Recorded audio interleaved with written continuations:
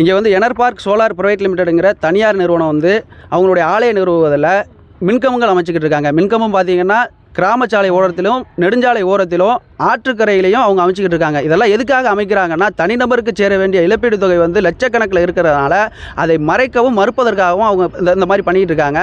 இது குறித்து மாவட்ட ஆட்சியரிலிருந்து கீழே இருக்கக்கூடிய கிராம நிர்வாக அலுவலர் வரைக்கும் பல முறை பல நபர்களால் புகார் அளித்து எந்த விதமான நடவடிக்கையும் எடுக்கலை. அதனால் இன்று கல்லாக்குட்டை கிராம மக்கள் சார்பாக போராட்டத்தில் ஈடுபட்ட போது, சாலை மறியல் போராட்டத்தில் ஈடுபட்ட பொழுது காவல் ஆய்வாளர் அவர்கள் வந்து இது குறித்து போராட்டம் குறித்து அவங்க வந்து ஒத்தி வைங்க, நாங்கள் சரியான நடவடிக்கை எடுக்க சொல்கிறோம் அப்படின்னு சொல்லியிருந்தாங்க. அவங்களுடைய பரிந்துரையால் தற்காலிகமாக நிப்பாட்டி வச்சுருக்கோம்.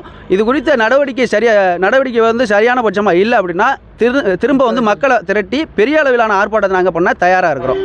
இந்த சோலார் பிளான்ட் வந்து நீர் அதுக்கான ஊண்டப்பட்ட போல்லாம் வந்து நீர்நிலையிலையும் காட்டாற்று பகுதிகளிலையும் ஊண்டியிருக்காங்க. இதெல்லாம் எதுக்காண்டினா அந்த தனிநபர்களுக்கு சேர வேண்டிய இழப்பீட்டு தொகையை மறைப்பதற்காக அவங்களுக்கு கொடுக்காமல் இருக்கிறதுக்காண்டி இந்த நிறுவனம் இந்த மாதிரி போர்ஜரியான ஒரு வேலையை பார்த்துருக்காங்க. இதை கண்டித்து நாங்கள் வந்து மாவட்ட ஆட்சித்தலைவர்லேருந்து கீழே இருக்க விஓ வரைக்கும் நாங்கள் மனு கொடுத்துருக்கோம். இது சம்மந்தமாக ஒரு மாதம் ஆகி எந்த நடவடிக்கையும் எடுக்காதனால இன்றைக்கி மக்களை திரட்டி சாலை மறியல் போராட்டம் நடத்தினோம்.